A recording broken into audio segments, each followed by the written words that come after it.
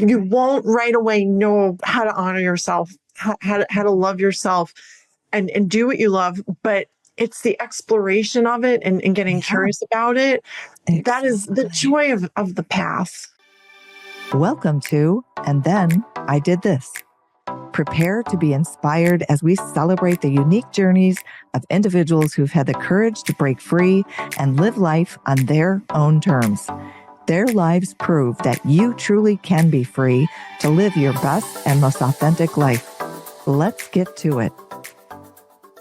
Welcome to the show. Today I have a special guest, Alana Light, who is the host of Birth the New Earth and so many things.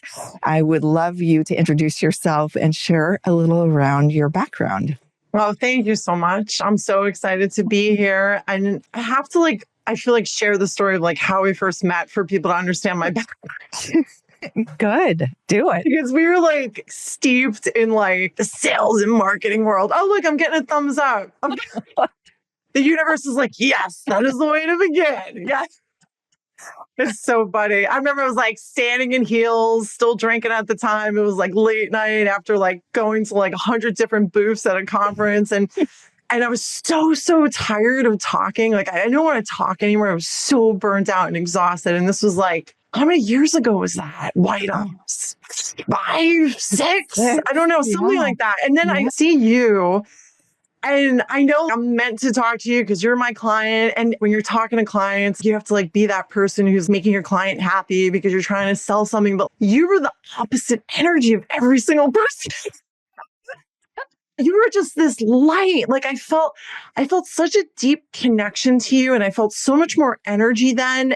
But yet I was still so physically tired. And I spent such a number of years being tired in sales and marketing roles for such a long time. Kind of just saying yes when I knew that I should have said no. And I had left really not knowing what I was going to be doing. But I knew that I couldn't go on the way that I was going, because shortly after that, I had gotten this high blood pressure diagnosis. Oh, wow. Which is insane. So I was all right, I don't want to go on the meds. I want to figure out what I can do for myself naturally, because I got myself into it and I feel like I can get myself out of it. And I learned this thing called positive psychology. I learned to rewire my mind for positivity, which took me on a whole kind of journey of where I ended up lowering my blood pressure with my mind. I ended up teaching folks how to do that at workshops, all these different things. Whole awesome experiences, only to at some point realize that there was a bigger mission that I needed to take part in, and that all those things that I learned landed me where I am right now, which is doing this podcast, because I just keep coming across the same conversation over and over again, no matter what I do, that everyone is still living in this place of fear, and everyone's still going around super anxious and not knowing what's going on in the world, and feeling everything's really crumbling. Yeah. And not really understanding what to do next, but wanting a way forward. And I'm that kind of person who's okay, I understand now from all that I've learned that we are manifesting the reality that we're living in. If that means that we are doing that, that means that we can ask ourselves, what kind of earth do we want to live in? We can unite and we can consciously get together to roll up our sleeves and actually co-create all of the systems that we see that are crumbling, right? So it's everything, the corporate system, the education system, the healthcare system, the food system. I mean, the list goes on. How do we create peace? How do we create a new kind of government? Everything that actually can serve us, because we can do that when we remember that we are manifestors of this earth. And so this is what my work has led me to. And these are the conversations that I'm having now globally as often as possible to bring people together who are starting to create these new systems. And that's what brought me back to you, because I saw you, and it didn't surprise me when after all those years that we had met, burnt out and exhausted, and seeing you as the light, that you were already creating that same kind of a shift for not only yourself, but others, right? Here you were deciding, you know what, I can no longer say yes to things that I want to say no to. I have found my truth. I know everything that brings me passion and joy, and I am now creating a new way forward for me and for others. So thank you so much for having me. And I'm so excited to begin this chat. Yes, absolutely. Yeah. I think at the point that you realize you're sedating your soul by continuing doing work that you're not meant to be doing, you Yes. need to get out. All of us have an expiration date. And if we go too far beyond that date, Yes. then our health starts to suffer. I mean, I wound up Yes. going out on short-term disability. I got a cut on my thumb, got an infection that traveled to my wrist. I was at the gym and realized, that I had a cut. So I just, licked the cut, Right. rubbed it on my yoga pants, whatever, and kept going. And it literally traveled through my whole body. And I wound up having drip IV antibiotics. And then I had to go out on short-term disability. I had never been out on short-term disability other than having my daughters. That was it. And had wound up having surgery on one of my wrists because tendon tears from the antibiotics caused me to not be able. Exactly. So I call that the universe putting an exclamation point on your time is up, time to get out. Yes. And Yes. it took 8 months after I had gone back, decided I just couldn't do it anymore. And I took 8 months and stayed in New York. I was right by Central Park, living right by a yoga studio. So I went to the park every day, fed the birds, did yoga, and then decided, okay, where do I really feel like I need to go closer back to family? So I get back to the West Coast, and then the rest is history. So yeah, you can be free. I am on a mission to help people realize you can be free. You don't have to stay somewhere doing something you're not meant to do. 100%. 100%. Right. Yeah. And it's hard because once you cross over to the other side and you're kind of just like now a witness to what it is that you used to say yes to when really you should have said no, it becomes, so easy for you to understand kind of physically when you are starting to do something that, again, isn't aligned with your truth. So like, if you're not paying attention to that, your body at some point is literally going to get cues from the universe who's saying, push her over, and at that point, you now are someone that is so in your power and you're going off of your soul, as you had said before. It is your truth. It is what you're meant to be here. It is your purpose. It is your mission. It's who you were before. It's who you'll be after. So why not be it now? And I feel like we're so aligned because now we look back as that impartial observer of everyone else that doesn't yet know it. And you want so much for everyone else. You almost want to shake everyone and be like, guys, like there's this whole other way. You don't have to be like heads down, in a rat race, acquiring all the things, bigger, better, more, greater position, promotion, money, all the things that once you get all those things, you just realize that wasn't the thing that would make me happy. And it just ties you more to that, to realize you can stop drinking the Kool-Aid. Yes. You don't have to unpack anything or any of the performance reviews. And I look at them now. I literally kept one of the last performance reviews only so I could see the language that we use. Like, did you exceed what I expected of you? Or did you just meet it? Or were you below what I expected of you? I mean, would we talk that way to each other in any other kind of relationship? Why do we accept that in work environments? That's such a good, like, why couldn't we say, were you curious? Yes. Or what did you contribute? Yeah. Like, did you have a failure? And then if so, what did you learn? Yes. That's brilliant. Brilliant. Like, did you do something outside of your role? Right. I had so many different roles in the corporate world because I never stayed inside my one role. Right. I would always come in and I would come up with some new product idea, some go-to-market strategy. And everyone in those roles would get upset because they saw that as a threat. But what that does is that keeps you in one box. Right. Right. And if you're staying in one box and you could never expand and you can, and the key to innovation is comparing and contrasting like multiple disciplines to be able to come up with something that's never been thought of before. So how can we ask for creativity when everyone has to stay in the box? And the only thing you can ever do is excel in your box. Right. Right. Exactly. And we could have, did you help others? Right. Did you contribute? Who did you help this year? Who did you support outside of your role? Yeah. Just simple Yeah. things that are Yeah. so much more humane. Yes. But our current structures are just not conducive of the human spirit. No, no. And that's why they're crumbling. Yeah. And that's what's happening. Like I had just done a podcast. I know I talked to you about that before you hit record, where I have someone who is leading the charge in AI. And he was saying how, okay, yes, people are afraid because they feel like their jobs are going to be taken over. Right. And that is going to happen, right? Large corporate structures are certainly going to shrink. But what that means is, so now when you're leaving, because you're forced to leave, and I think that we're going to have that in really large numbers really soon. I think the norm is going to be stories of how I got laid off. That will be the normal thing. Wow.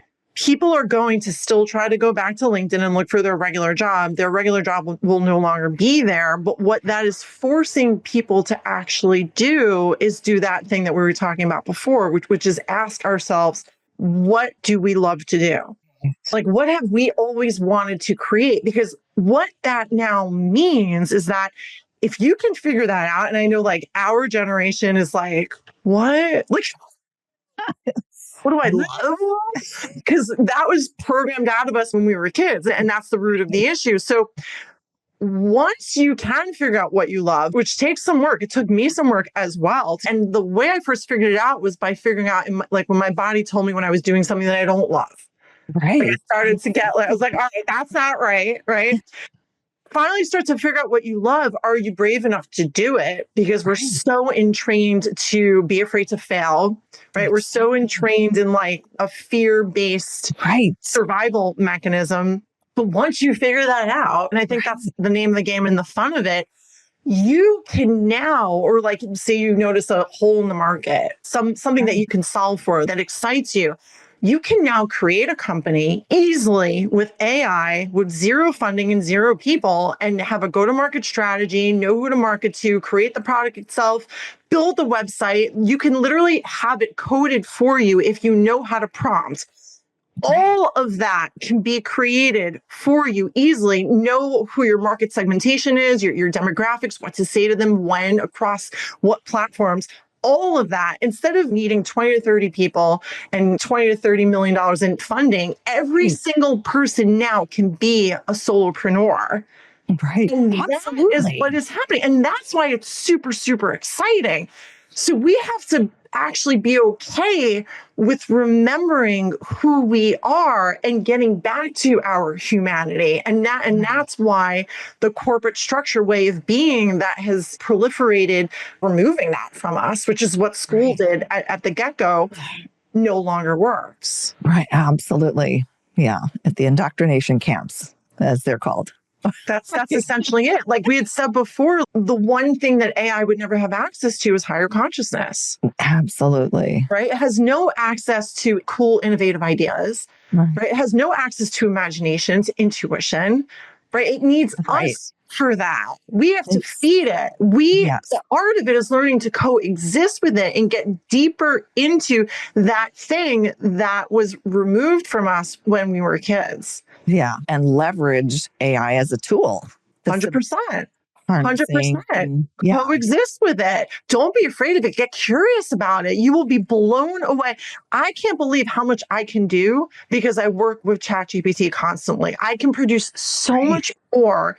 And it's amazing. Like everyone can be able to do that, but we have to be okay with exploring, experimenting, getting curious. Exactly. So what would you say, like people who haven't had the high blood pressure, or in my case, gone out on short-term disability because of ravaging your body? Yeah. What tips or advice would you give people to connect with themselves to start to get real about what's going on in their life? The first thing to do is to ask yourself why you said yes to your career or your role in the first place. Because I think a lot of folks would be like, well, my parents thought it would be a good idea. Right. Exactly. Yeah. Or, I wanted to move out as soon as possible. That for me, it was kind of a combination of the two. I didn't feel safe in the home that I grew up in. And I was like, if I make as much money as possible and create a life that looked totally different than the one that I grew up in, I would feel safe and be happy. And I did that, but it didn't work. right? So to actually get real about what your intention is, because we have to start really asking ourselves, are we really fired up? Are we filling our cups with what it is that we are doing?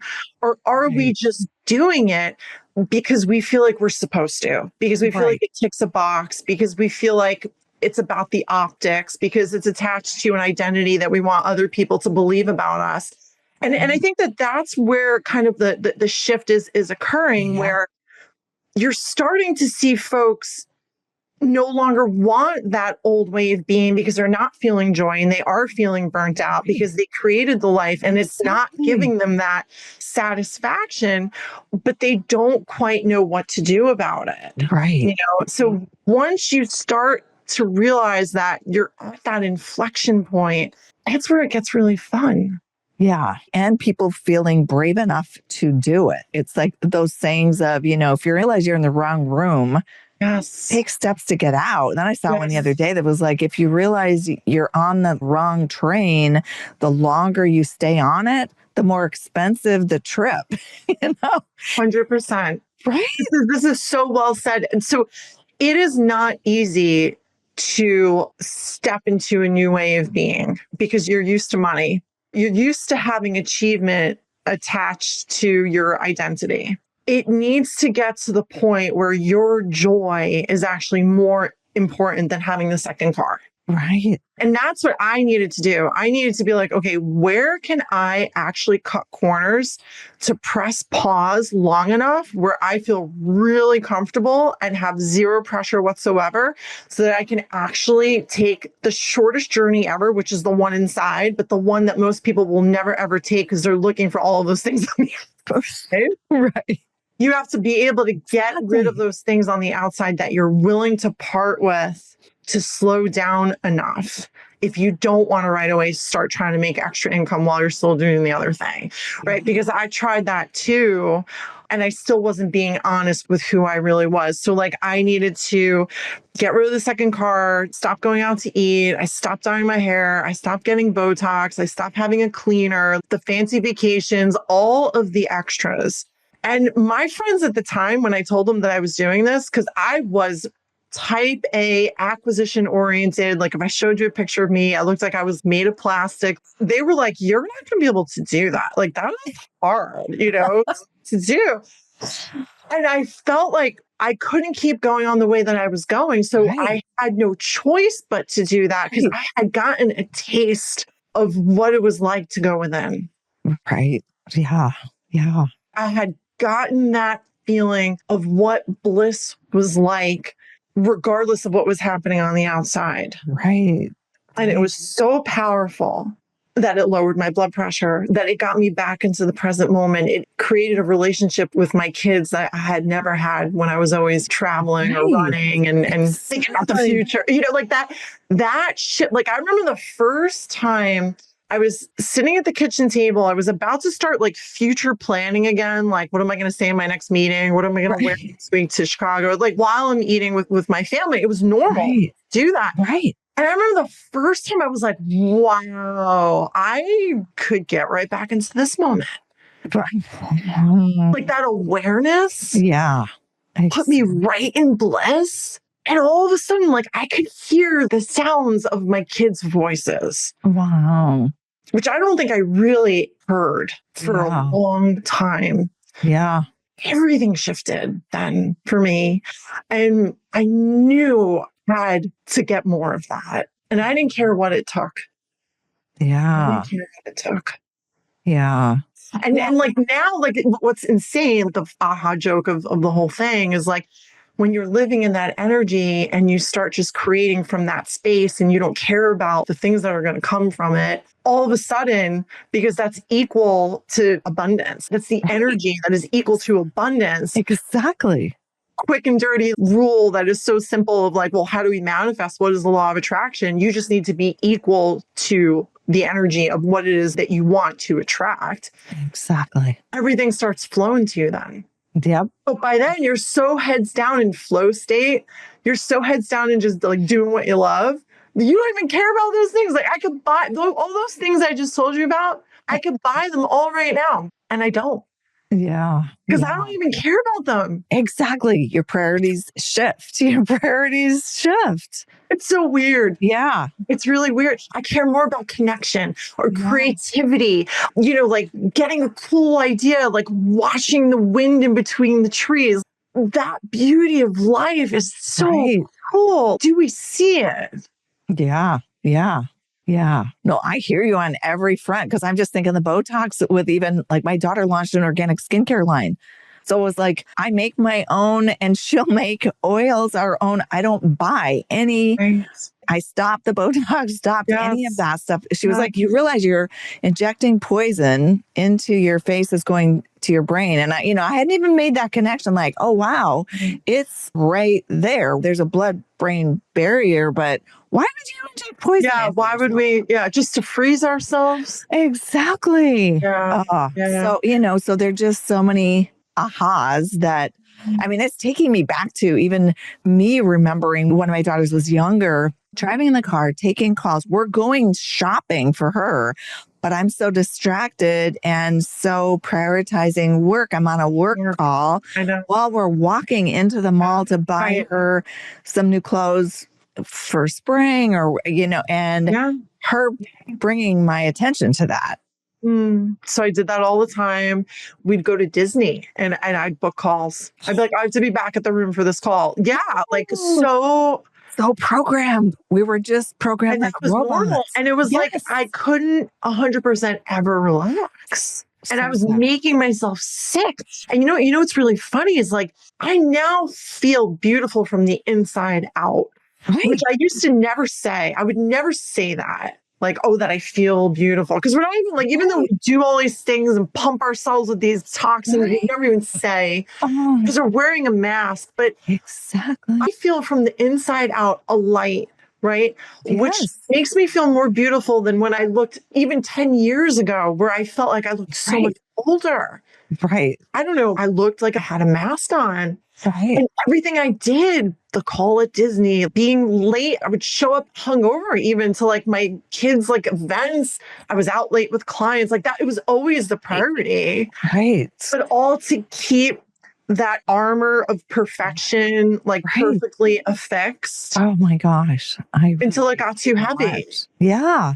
Well, and I think something you said earlier also made me remember I took an intuitive healing class from a friend. Yes. She's from Brazil. And she had talked in one of the lessons around the universe will give us and our higher self will give us whispers. You're going the wrong direction. You're doing too much. You're not in alignment. And then if you don't listen to the whispers, it becomes a shout. It becomes a scream because your soul is crying out. You need to change direction. You cannot, and that's where people will get heart attacks or die, because they've worked themselves to death. I mean, what a horrible saying. Yeah, they're working themselves to death. And that's what they do. Yeah. And that's why everyone can't wait to retire. And I sit around my girlfriends who are the same age as me, like my college girlfriends, and we see each other like once or twice a year. And they all just go around talking about how they can't wait for it to end. And then it gets to me and I'm like, should I say how excited I am? And like, I'm reborn. And like, I just like never want to stop working because I love what I do. Like, I don't believe in retirement because it's that program again. Because then once you stop your body, like look at Bruce Lipton, epigenetics. So I think we talked about that. Now you told your body that you don't need it anymore because you don't have to do anything. You have no purpose. That's where you see people getting cancer when they retire or they get, like a heart attack. Like people will die when they retire. Exactly. Like if you need less, that means you can do less of the things that you don't want to do. Right. But that means you can be more of who you are. And that's more of your truth. And what that means is like, you could be that forever. Exactly. Your body would listen to that. And your body be like, wait a second, at age 100, you are still purpose driven. You are still enjoying what you're doing. You're going around globally. You're giving talks. You're getting people together, meditate, whatever it is that you're doing. I see myself walking in a robe, like barefoot. I don't know. I see many different things. But the body's like, well, I've got to create like a body of longevity to support this way of being because it seems like we're going to be here for quite some time and we can be. Yes, That's how we get out of this sick care system. exactly. Completely. Well, that's why I say the word retire. I add a D, retired meant. Because people are tired. Like that by the time they've done something they That's don't so like good. doing Yes, for yes, 30, 40 years, yes. they're just tired. Like, I'm just done. And then that's when they expire because Yes. they have nothing. I have a good friend in New York that I'll talk to often and every week, and just so envious of me because I'm just like continuing on, like have all these things like to do. The next thing that's on the You can't wait to do that. Exactly. Exactly. not Like enough you time in asked the me like day. what I'm doing the rest of my day. And I'm like, I'm gonna have an easy day, but like there's 7 more things I want to do, which sounds crazy, but like I can't wait to do them. And that's the bar. When you asked me before, like, how do you get started like this? If it's not fun and I don't freaking love it and I can't wait to do it, and I don't have like a fire in me of Right. want to do it, you don't do it. Exactly. I mean, it's just like getting together with you. I have been looking forward to this all week. And like, I knew last night going to sleep, that's yay, we're doing this today. And it's like, if I was doing that old stuff that I was doing, even at a startup for a period of time, was like lucked into, I shouldn't say lucked into, was wise enough, smart enough, whatever, inspirational enough for, someone to fund $250,000 to start this company, but it wasn't what I was meant to be doing. So COVID saved me and just allowed me to, okay, slow down. What do you really want to be doing? Right. Right. And then I thought, I want to help people break free from the system. I love that. Be free, but to move off grid, be free to leave your job and become some other thing that you wanted to do when you were a kid. Yes. Yes. Go all the way back. And that's like in the education system now, like education reform needs to look like keeping a kid throughout your entire life, expanding on imagination, saying, what are all the things that you're really interested in? Let's explore all of those different disciplines, right? Let's compare and contrast them. Let's align with AI to create them into this matter, into the form. It can't be memorization of stuff that's already like available on ChatGPT. No one's hiring for knowledge anymore. Like it can't be that like at age 50 we have to try to remember what we love. Like it's like, or sit still, don't move. You can't go to the bathroom. Raise your hand. It's like, are you kidding me? These little kids want to be up and moving and doing stuff. Yeah, and like everything changes when you get into that energy. Like at some point for me, I was like, wow. I'm doing like daily meditation and I'm breathing and I'm honoring myself. I'm slowing down. I actually feel really good. And like when I take in a toxin like alcohol, it doesn't align with me anymore. It doesn't feel good. For years, I drank. For many, many years, I drank for my job. Then I got to the point where I'm like, wow, I realized that the fruits and the vegetables that I'm getting in the supermarket are shit. Right. And I'm paying a lot of money for things that are meant to be organic. But meanwhile, they've been on the shelf for a week. By the time they get to me, God knows how much less nutrients there are. You start to get so in tune to honoring yourself. We now have like an indoor hydroponic garden. I'm like, why don't we grow our own food? Why don't we take back, like you say, off grid? Let's seriously take back every single system that's not working for us anymore. And all of a sudden, like you don't want to spend $350 to go out to dinner because you realize you're buying more toxins. It's all like salt and butter. And all of a sudden, cooking at home feels like nurturing. Absolutely. Like it feels good, and then you get to sit down. This is such an old concept that we forgot. It became weird with our children and actually eat with them regularly. Like what a novel concept. These simple things that were so, at some point we're like, oh, we'll slow down later. And I remember when I got that diagnosis, that was now 7 years ago. So at the time I was 40, I couldn't believe I got the diagnosis. And the doctor was like, you're burnt out. And I was like, Like, I didn't even know. I didn't even know. Because I had tightness on my chest for years and ignored it. Oh, And wow. it's like I couldn't get a breath in for years. And that was normal. Right. So he was like, you need to slow down. And I was like, well, I'm going to do that later. He's like, well, when's that going to be? When I retire, right? Oh my God. When I can slow down to be with my kids who don't want to be with me then. Right. That's why I say we're human beings, not human doings. Yes. Yeah, that is so good. Yes. Right. Exactly. Yeah. I feel like we've covered so much, and thank you of like where my purpose work has taken me. And I love what you said before, that you felt like first you found what you were doing and it was the right thing and you realized it wasn't. Like, it's the same for me. Like, started teaching positive psychology, but was doing it in my own energy of like the old way of like pushing. And I was like, I'll teach in corporate and I'll teach in schools because that'll make the most money the quickest. And you won't right away know who you are. Unfortunately, you won't right away know how to honor yourself, how to love yourself and do what you love. But it's the exploration of it and getting curious about it. Exactly. That is the joy of the path. Absolutely. Absolutely. So what final words of advice would you have for someone to encourage them to get started?